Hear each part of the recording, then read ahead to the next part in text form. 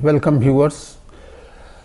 Today we are going to discuss very important topic entitled urban environment, and in this we will try to see the understand the urban development process at the global level. Then I will come to the national level, and within national level we will try to identify important problems, and then finally we will try how we can move towards sustainable urban development. Now you can see from this diagram world population in 2015 more than 50% residing in cities, and it is expected that by 2050 80% will reside in city. So now you can see the future lies with urban development, and when I say the future lies with urban development, I would like to tell particularly in the context of Asian urbanization. So the present century is a Asian century, and I would like to bring another important keywords, Asian urban century. So this century is a Asian urban century. Now first I would like to discuss with you the how we can understand the urban landscape.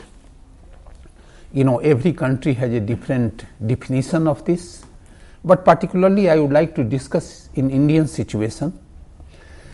Usually urban areas are defined on the basis of population density, local administrative body, or on the basis of main economic activity, and according to our census of India 2011, an urban settlement have been defined on the basis of following criteria. First, a place with a municipality, cantonment board, or a corporation. Second criteria, a minimum population of 5,000. Third criteria, 75% male working population engaged in non-agricultural activity, and then finally a density of population is 400 person per square kilometer. So you can understand, but this definition is not universal, and many countries has evolved some other type of criteria. Urban ecosystem, when I talk, because largely I would like to focus on the urban environment, is the interaction of social, biological and physical component, and you can see this model, interactive areas between biological component, physical component and the social component. Now I would like to bring before you the broadly the impact of urbanization on environment and direct effects and the indirect effects. Direct effects are the following: population increase and decrease, removal of existing vegetation, urban sprawl, reduction in open space, production of pollution and waste, degradation of surrounding habitats, and indirectly effect you can see in the context of microclimatic change, changes in hydrology, particularly the urban hydrology I would like to put before you, and pollution of air, water, soil, noise. These are the important pollution. Now I would like to bring before you global urbanization trend, and here you can see at present we have almost if you will consider the 2018, 55% world population now lives in urban areas. Urban population of the world has grown rapidly, and I would like to put before you some important figures. 751 million in 1950 to 4.1 billion in 2018. So you can understand from your own perception that the type of the problem we are getting. And Asia, despite its relatively low level of urbanization, is home to almost 54% of the world total urban population, followed by Europe and Africa. So, largely urbanization trend we are getting more in Asia, Europe and Africa. Now, you can see the trend here through this table: Anglo-America 82%, urban population; Latin America 80%, Europe 74%, Oceania 70%, Asia 52% and Africa 43%. Now, here I would like to bring another important table coming from the world urbanization prospects, and you can see here that Asia will continue to host nearly 1/2 of the world urban population, and you can see this the total size of the Asian urban population. And then in other continent you can see Africa we have some, and if you will see the past through this diagram you can also find the historical development and how this earlier if you will see the Europe size of population was very high, particularly in 1950, but when coming to the in present context, now we have the less in the context of the world urban population. So, there are different theories for governing the Asian megacities or urban growth. Origin, largely the origin occur, and Burgess, a very important scholar, he propounded a very important theory. It is known as concentrating zone theory. Means the urban development took place according to some concentrating zone or some central point. It may be the port, it may be the tanks, it may be the any central point. Then the second, Homer Hyatt, he brought before us planned city based on the sectoral theory, and most of the planned city you can see like Chandigarh, you can see we have different sectors in Delhi or Bhubaneswar or most of the city we are now the developing sectors are being developed, and so it is called the sectoral theory. Then most recent development take place, and very important geographer C.D. Harris and E.L. Ullman, they propounded the theory like a multi-nuclei theory. Means in case of Delhi you can see we have a different type of nuclei. One may be JNU, surrounding to JNU, surrounding to airport, surrounding to the some educational institution, or maybe the some industry. Urban development took place. Now, I would like to bring some of the important city. Here you can see Shanghai central business district along the river. That was the important, and how the important development taken place. It is a very rapidly and economic base of China reside in this city. Now you can see this the Seoul and South Korea, where we have the lot of very substantial concentration of the whole South Korean population living in Seoul city, and river passing through that, and we have a very important new development taken place in that area. Another important city of Busan I would like to bring before you. This is a coastal city, and very you can find this the emergence of the dense built up area near Code, a very intensive a land use, and the shopping center, the beaches. Here you can see the Kyoto, that is a more the low rise building. There are very few high rise building. You can see along the canals, along the rivers, how recreational areas, the market area, and they are maintaining still the some natural landscape, and particularly I would like to mention about the shrine.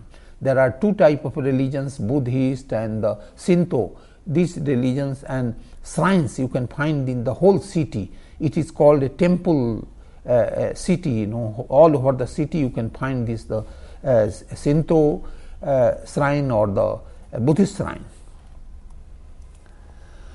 Osaka is a more rapidly growing population, and in the city rapid development took place again along the a coast and the massive development, but in peripheral area again you can find some urban agriculture surrounding to that area, but the intensive business center. So, what are the challenges?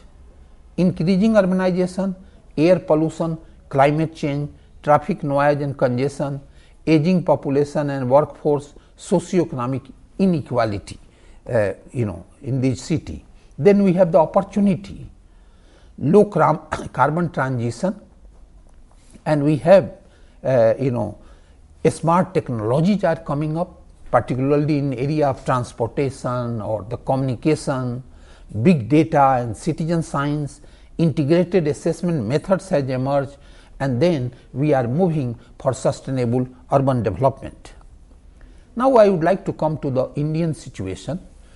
Indian megacities, is a very synthesis of growing urbanization, metropolitanization and industrialization, vehicularization also I would like to use the word, people moving to the cities in search of high income, employment, improved services and access to various type of services. So, more and more people coming up in this big city, mega city, but same time we have received lack of housing facility leads to ushering of slums and squatter settlement, especially in the large metropolitan area. According to census 2011, 65 million people in India live in slums.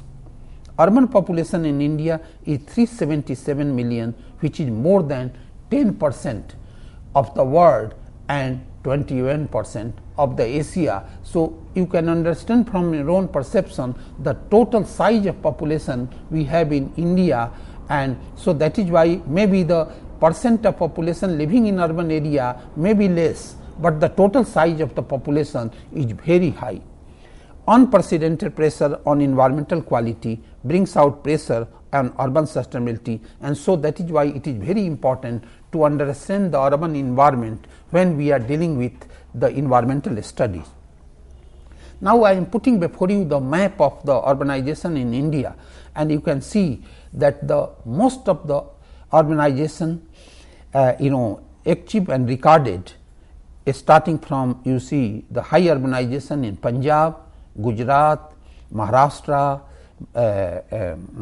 Karnataka, Kerala and Tamil Nadu.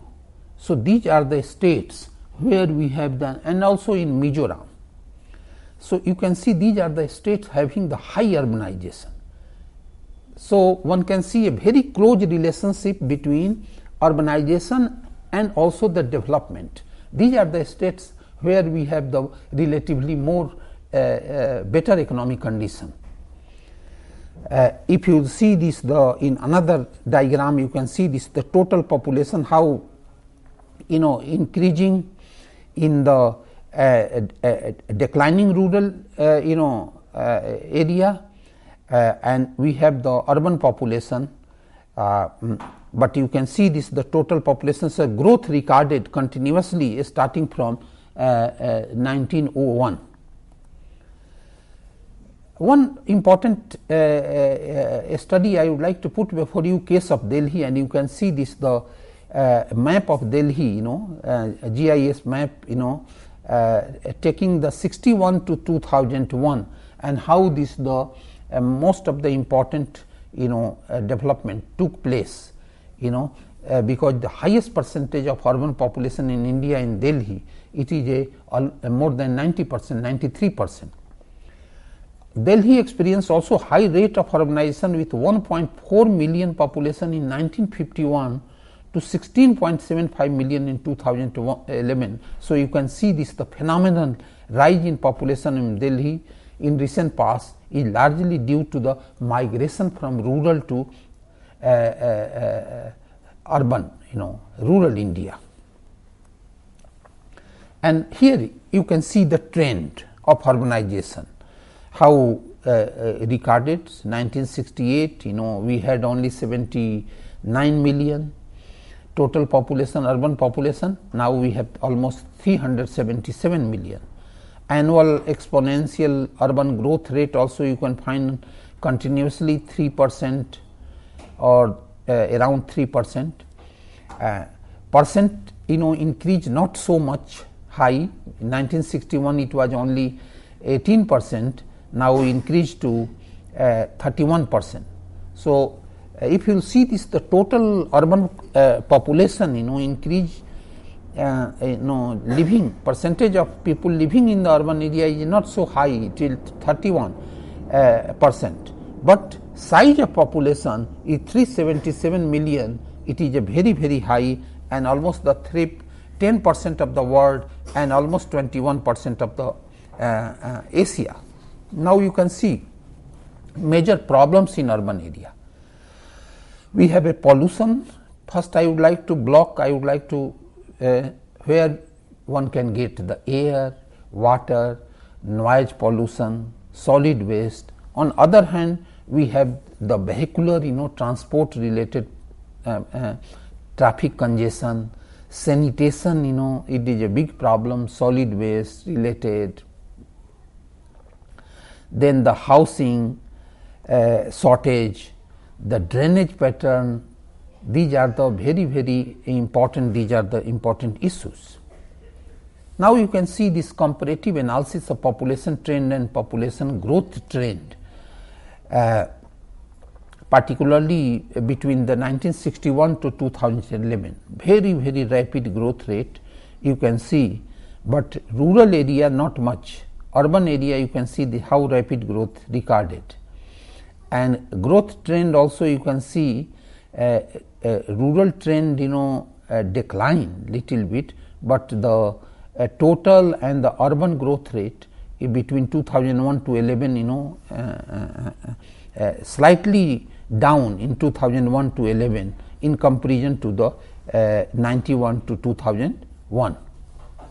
And you can see here the total size of population, urban, particularly in case of the NCT of Delhi, where 97.5% urban and only 2.5% rural.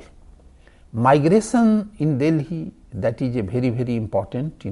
Generally in any city we have the 40% people coming from the natural increase, 40% due to the rural to urban migration, and 20% from a small urban center to big urban center. So these are the broader trend. Here you can see the large scale migration coming from the neighboring states like Uttar Pradesh, 46% people coming from Uttar Pradesh, Bihar 13%, Haryana 10%. These are the broader trend. Rate of expansion is haphazard, uncontrolled and unsustainable, and so that is why it is very important to examine or improve our understanding about the urban environment. And if you want the India's sustainability to be achieved, I think this requires careful not only geographical but social, economic and political inquiry. Now you can see here the trend of vehicular. In recent years we got a massive trends of vehicular population in Delhi, and generally it is believed that the 70% pollutants in Delhi or even in, broadly in other mega cities coming through the vehicular sources. So I think these aspects require a careful inquiry, and you can see this year-wise annual mean ambient air quality leads in Delhi. I am putting before you the example.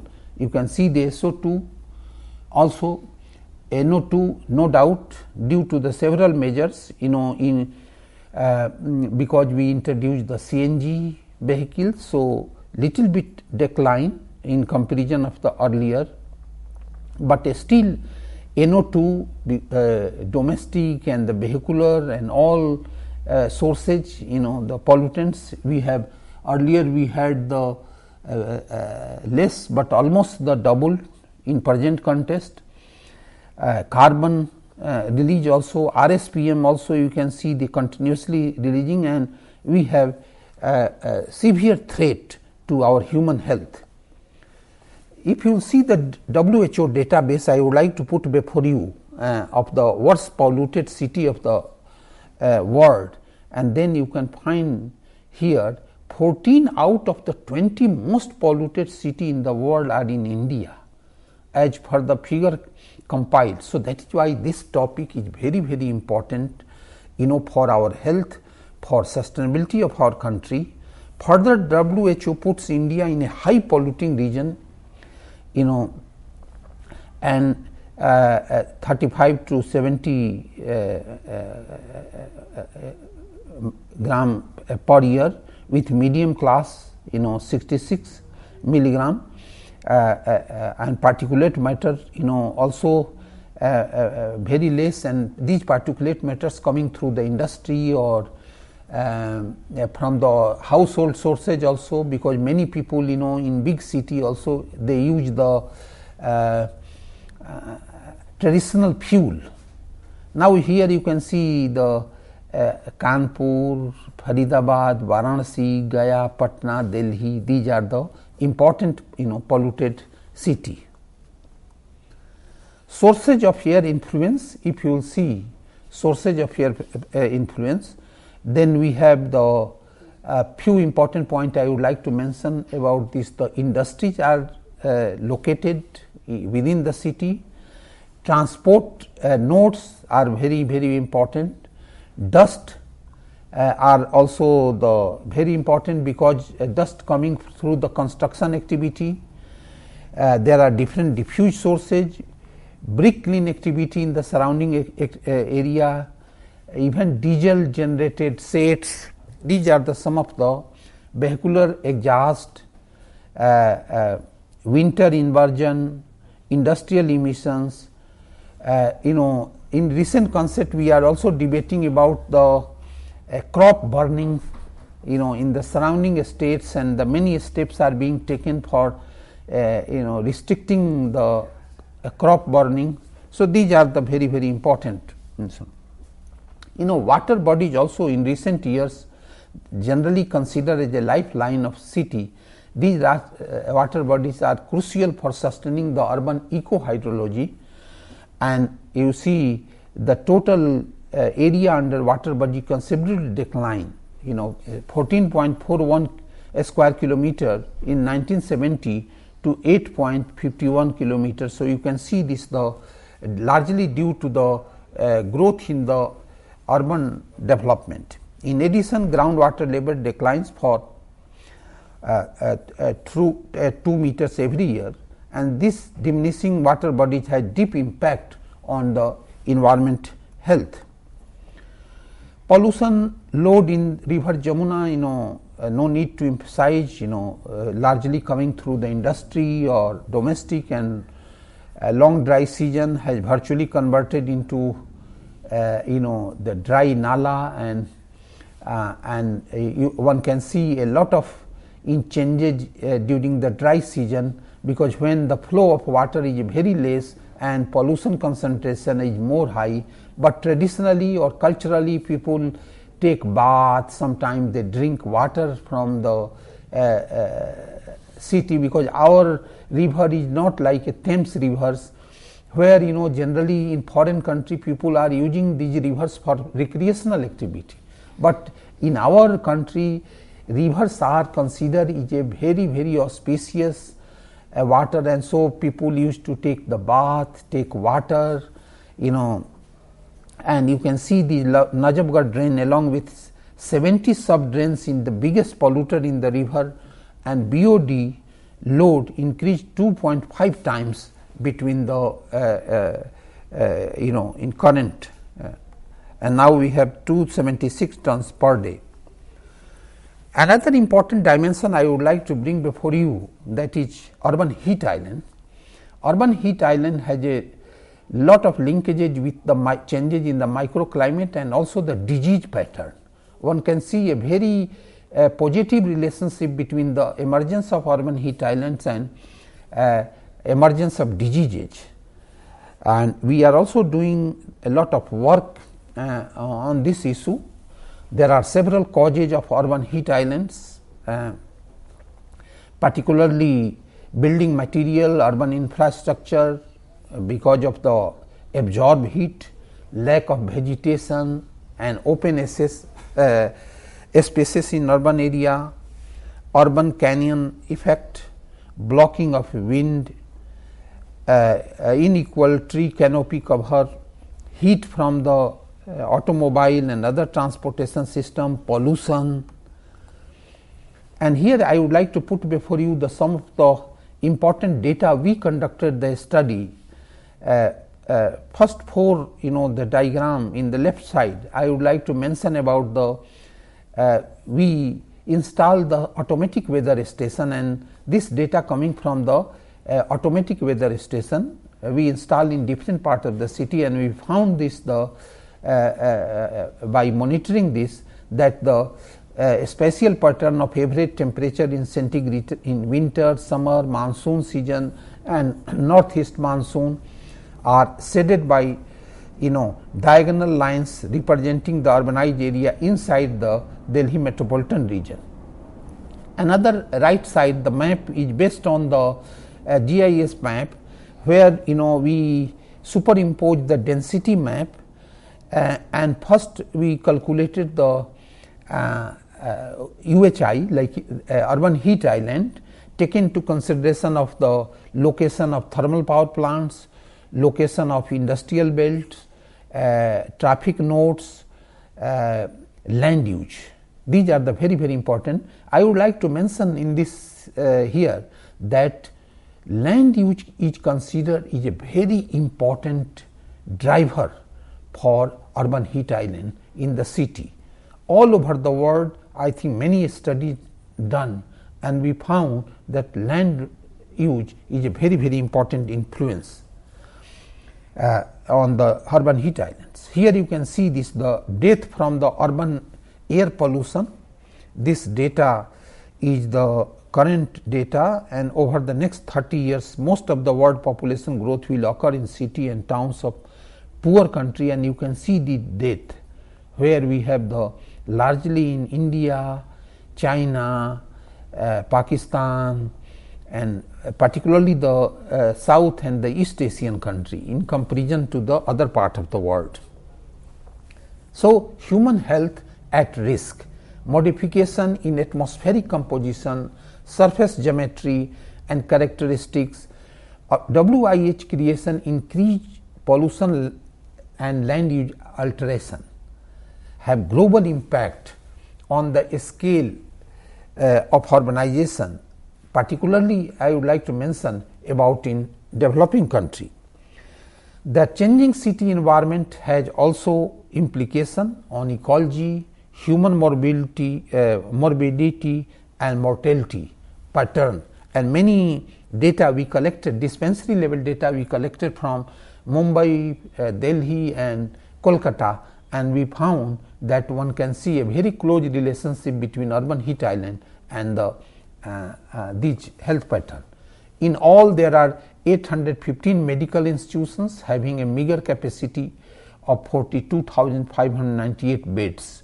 So, we are also lacking only 4 in past 7 years until 2011 only 4 hospital, 1 PHC and 2 medical colleges, but in the recent government has taken a decision for expanding the AIIMS in the different part of the country is a very, very important step taken, because the still we are lacking the capacity. The growth of dispensaries, maternity, nursing homes and sub centers is going at a very slower pace, and I think government must invest in health, but in recent insurance system and particularly for the poor family implemented by the government is a good step in this direction. Health infrastructure is sparse in population demand. Mortality from respiratory infection is 43%, of which 60% are infant death. So, you can understand that how much infant death we have. Most vulnerable groups are below 5 and more than 55 year of age. The old age people and the young infant, they are the more sufferer. Over 33% of the children suffer from respiratory problems. In 2006, 161 deaths from respiratory cancer took place, that increased to 420 in 2012. Nearly 40,000 Indians experience early death due to the air pollution every year, where 7,500 are in Delhi. So, you can understand that how this is very, very important, and urban health and well-being is emerging the very important research areas where the scientists and social scientists must devote their time in order to improve our understanding, so that we can have the better well-being of the people. Now, few minutes I would like to devote what we can do, and in this context, that first I would like to bring before you the carbon resilience megacities, because we saw the different type of the problems, and there are several other problems I will touch also, particularly in the context of the solid waste issue, sanitation, and Swachh Bharat Abhiyan is a important a step taken by the government in this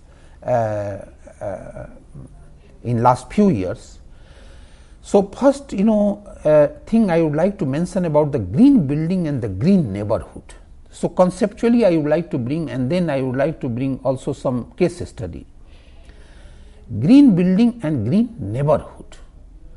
So, energy conservation building codes of Bureau of Energy Efficiency need to be incorporated into the building part of the local bodies. Sometimes the rooftop afforestation is becoming prominent in different parts of the world. I think the such culture we should also develop. Even urban herbal home remedy can be also implemented and can be linked, particularly in big city. No doubt urban agriculture is also emerging in the many western country.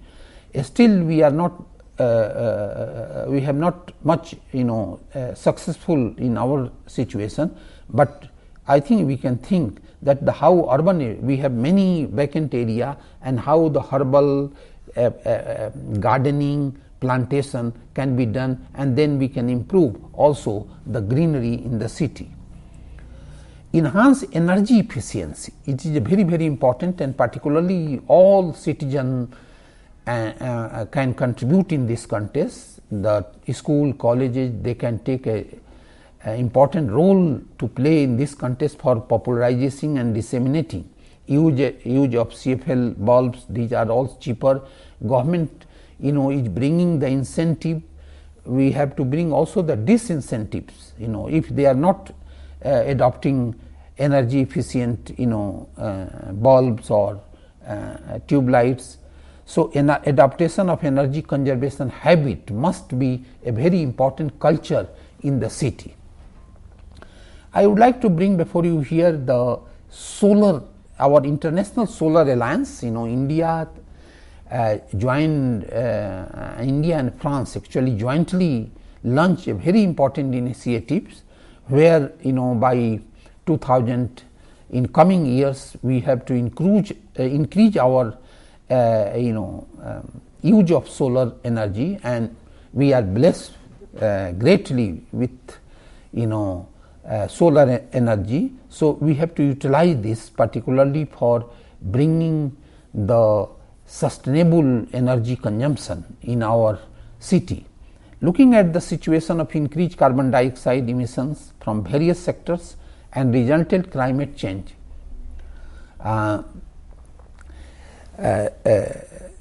mega city need to adopt alternative sources of energy, and the solar energy is one of them.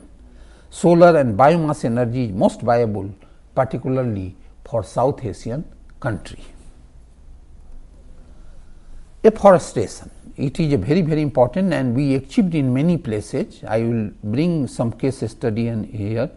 This should be done by a series of measures which include more effective greening of existing greens, opening of new city forest, intensifying the green cover over the ridge areas. As you know, in city like Delhi, we have ridge forest, but you see the land hungry people and land hungry institutions, they encroached on these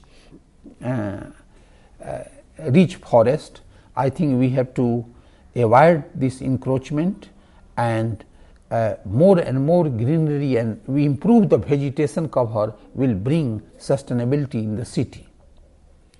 Green mode of transport, and we did some important step in this direction, particularly reducing the pollution from transport sector. Government has decided to introduce the CNG buses, battery operated vehicles. So far bicycle lane we must promote opening of more pollution control centers, mass rapid transport system, improvement in the auto fuels. We have to bring the innovative methods. I would like to tell you the one important step what I experienced in United States. They have for high occupancy vehicle that they have reserved the one lane. So what is happening? More and more carpool culture is becoming automatic. So I think we have many wide roads in many parts of the city where one lane can be reserved for high occupancy vehicle. Means if more than one person apart from driver, the more people are sitting in that vehicle, they can use that cars, so they can go faster, and other people if they will see, it will have a larger impact, and the carpool system should be automatically developed within our mind, and will promote this carpooling culture. Here you can see this I would like to mention about no doubt we have the lot of forest cover, and more specifically I would like to tell you about the vegetation cover. And you can see in central Delhi we have the forest cover area almost 5%. You can see this this East Delhi square kilometer, this area, East Delhi 3.5, but we have the New Delhi very high percent of geographical area, if you will consider 46.460%, and we have also the forest cover almost 16.31 square kilometer. So total geographical area we have 1483 square kilometer, and the forest cover is 179.81, almost 180 square kilometer. So it constitutes almost 12% of the total geographical area of the country. So you can understand that the quite substantial afforestation we have done.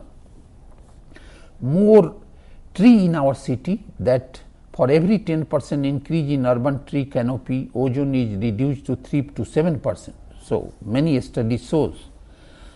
So you can see here a single nature tree can absorb CO2 at a rate of 21.6 kilogram per year and release enough oxygen back into the atmosphere to support 2 humans. So you can understand from perception what is the important, how they regulate our climate, how they modify our climatic pattern, and it can contribute for sustainable urban development. Studies have even proven that one mature tree can produce the same cooling effect as 10 room size air conditioner. So you can see this, and when you go to the ridge during the summer time, you can observe that how they when you just enter, then you can find a different type of comfort. Tree can also save up to 10% of the local energy consumption through their moderation of the local climate.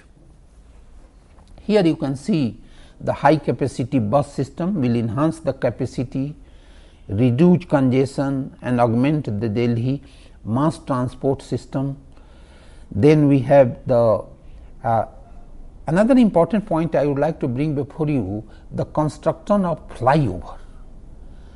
Construction of flyover, in last 10-15 years we have the many flyovers in Delhi, and if you analyze the historically pollution data, particularly on the traffic node, these flyovers reduce that problem, because on flyover, vehicle is flying faster, going faster, and so if vehicles are moving faster, then we will have less concentration of pollutant at the traffic node. On the basis of the several study, one can see, and so that is why more and more flyover construction will also help in reducing our problem. No doubt we have the construction of the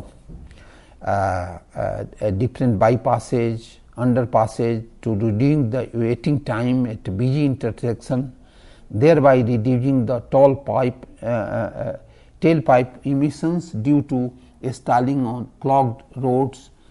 Metro played a very important role, particularly carrying an average 0.6 million passenger in each working day.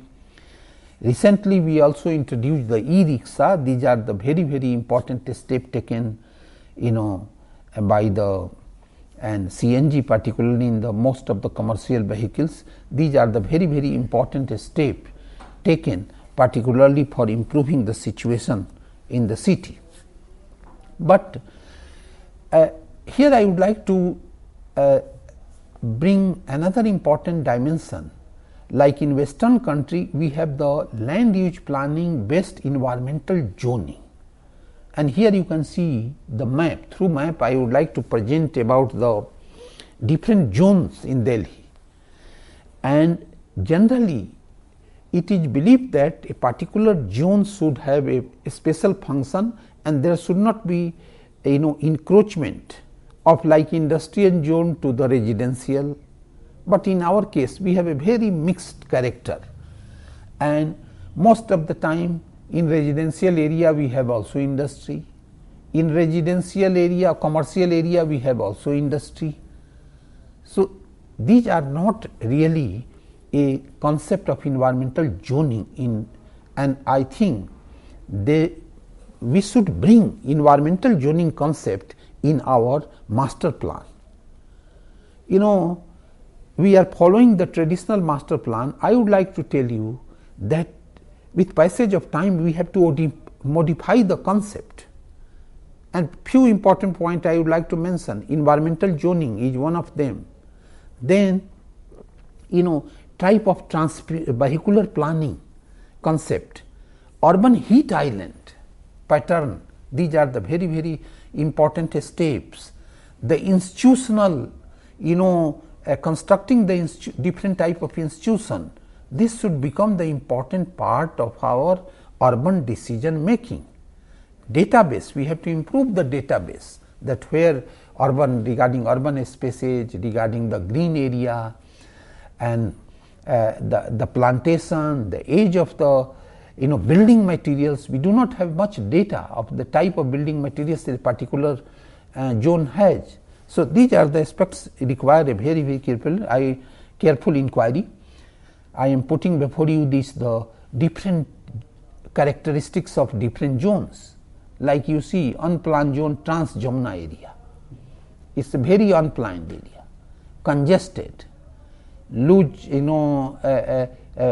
weak geological structure also underneath, and so that is why vulnerability character, if you will see, particularly my attention goes towards the Dadri fault, and so if earthquake tremors occurred, we will have the lot of impact. Commercial zone, Karol Bagh or adjacent area, Chandni Chowk, so congested area, even the fire brigade or a vehicle can't enter in that situation. In such a situation, we have Chandni Chowk area so concentrated kucha and gully, where we need to have the safe sheltered area in between, and if we have to demolish the few, I think they should be compensated in other places, but we should have the safe shelter places. So, we have to bring the different type of strategy in different type of the area.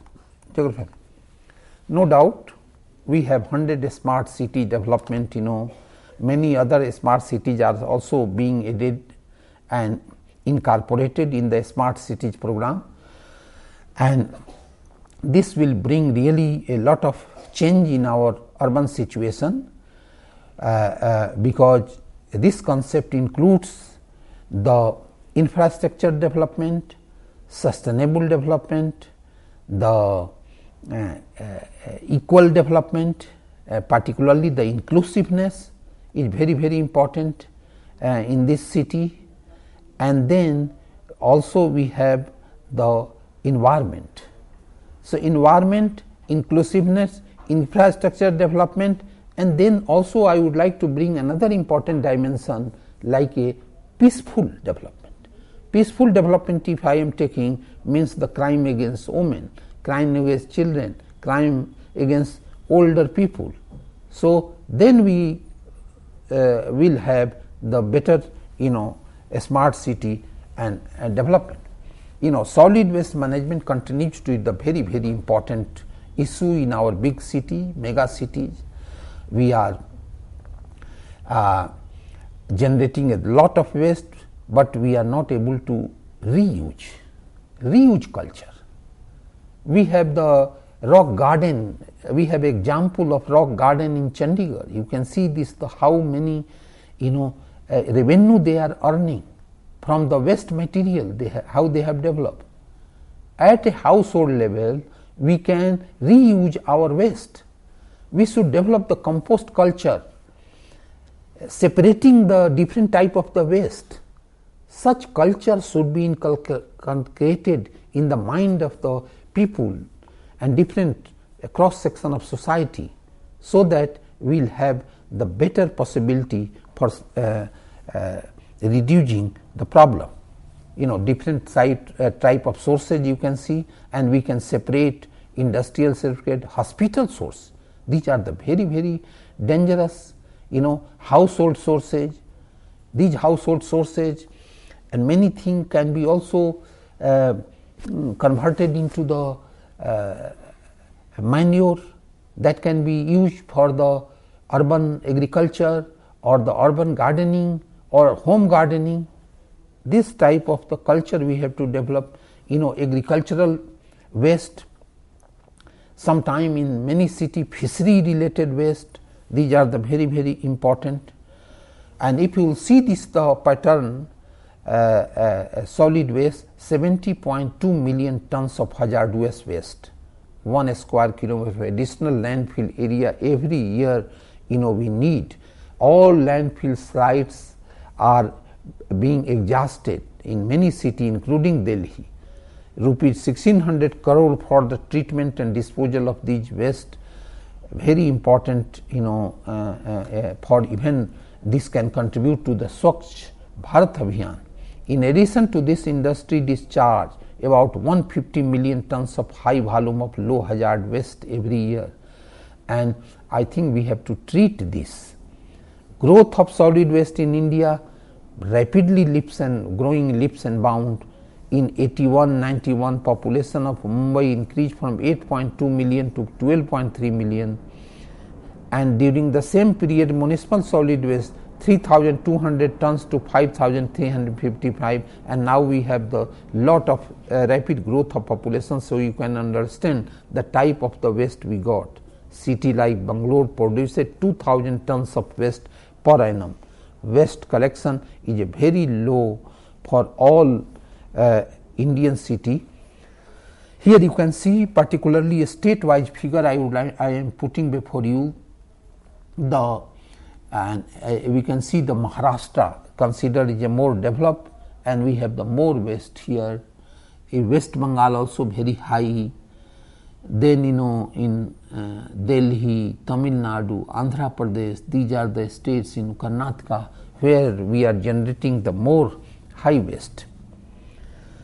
Situation of rag pickers carrying solid waste in, you can see in the different part of the city, this situation is very bad.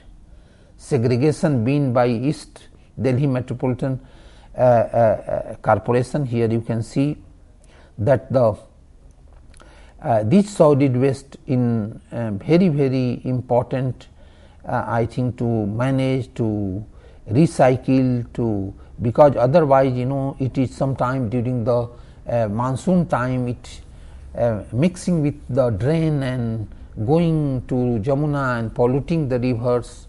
Then also it goes through the infiltration to the groundwater, and in city we drink the same water, because we take the lot of many people take the groundwater, and so it is a very health hazard. Landfill, I think we have to highlight, it is the most traditional method for waste disposal.